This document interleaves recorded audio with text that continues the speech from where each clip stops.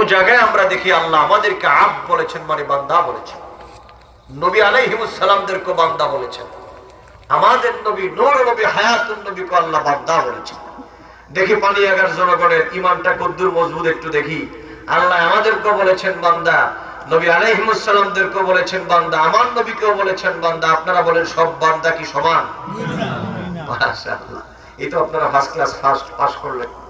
এবার আসেন আপনাদেরকে আমি একটু দলিল দিই যে আমরাও বান্দা, নবীও বান্দা, কিন্তু দুই বান্দাদের সমান নয়। প্রথম আসেন বান্দা হিসাবে কিভাবে।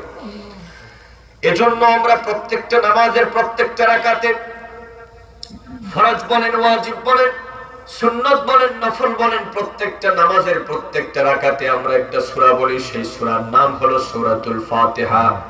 আপনারা আমার সাথে একটু বলুন, এই সূরার নামটা কি? বলুন, সূরাতুল ফাতিহা। এই সূরাতুল ফাতিহার মধ্যে আমরা কি পড়ি? আলহামদুলিল্লাহি রাব্বিল আলামিন। আমার সম্মানিত মুরব্বী বাবাজিরা, আমার যুবক বন্ধুরা, যে যেখানে আছেন সেখান থেকে একটু আমি আদম গুনাহগারের সাথে মহাগ্রন্থ আল কোরআনের এই আয়াতটা তেলাওয়াত করার চেষ্টা করুন। আল্লাহ পাক কলবের ভিতরে নূর পয়দা করে দিবেন, জীবনের গুনাহগুলা মাফ করে আল্লাহ পাক রহমত নাজিল করে দিবেন।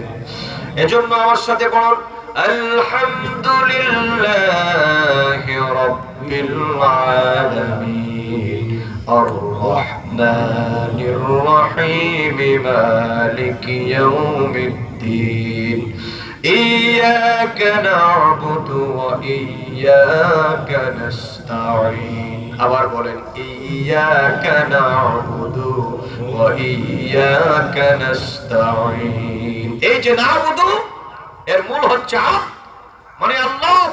আমরা শুধুমাত্র, কেবলমাত্র, একমাত্র তোমার ইবাদত করি আল্লাহ, তুমি ছাড়া আর কারো ইবাদত করি না। আর তোমার কাছে আমরা সাহায্য প্রার্থনা করি। কথা বলেন, আমরা ইবাদত করি কার? আল্লাহ। আস্তে কবেন না, জোরে বলেন, ইবাদত করি কার? আল্লাহ। এতে কোনো সন্দেহ আছে? সন্দেহ করলে ঈমান থাকবে?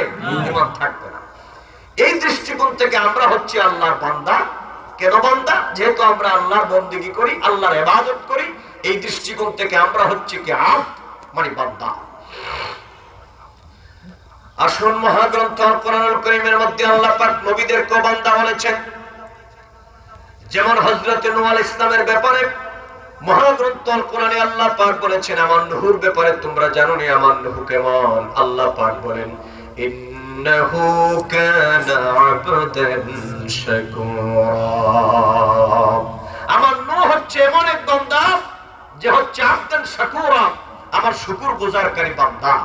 তাহলে কথা বুঝে থাকলে জবাব দেন, নূহ আলাইহিস সালামকে এখানে কি বলা হলো? বলেন, বান্দা বলা হলো। কি বলা হয়েছে? বান্দা। কথা বলেন, কি বলা হয়েছে? বান্দা বলা হয়েছে।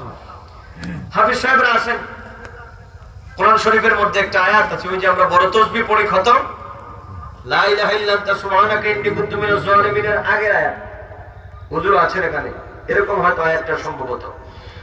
ওয়া আদখালনা হুম ফি রাহমাতিনা ইন্নাহুম মিনাস সালিহিন ওয়া যান্নুনি ইয যাহাবা মুগাদিবান ফাযান্না আন লান নাকদির আলাইহি ফানাদা ফিল যুলুমাতি আল্লা ইলাহা, ঠিক আছে না বিশাল, ইল্লা আনতা সুবহানাকা ইন্নী কুনতু মিনাজ জালিমিন। এই যে বড় তাসবিহ আপনারা পড়ান, যদি মনে করেন সময় কম কিন্তু আপনি বিপদে পড়ে গেছেন, একটা আমলের কথা বলে যাই, তখন আপনি এই আয়াতটা শুধুমাত্র 3 বার পড়ে নেবেন, পুরো খতমের সমান সওয়াব পেয়ে যাবেন। সুবহানাল্লাহ। মানে ইমার্জেন্সি টাইম, মনে করেন আপনি নদীতে উঠছেন নৌকায়, এখন ভয়াবহ তুফান শুরু হয়েছে, বা আপনি গাড়িতে উঠছেন, বিপদ আপনার। এখন তো আপনি যদি 1,25,000 বার পড়তে থাকেন তাহলে তো আপনার আধা দিন লাগবে। তখন 3 বার পড়ে নেবেন, আল্লাহ পাক আপনাকে মুসিবত থেকে বাঁচায় দিবেন। সুবহানাল্লাহ।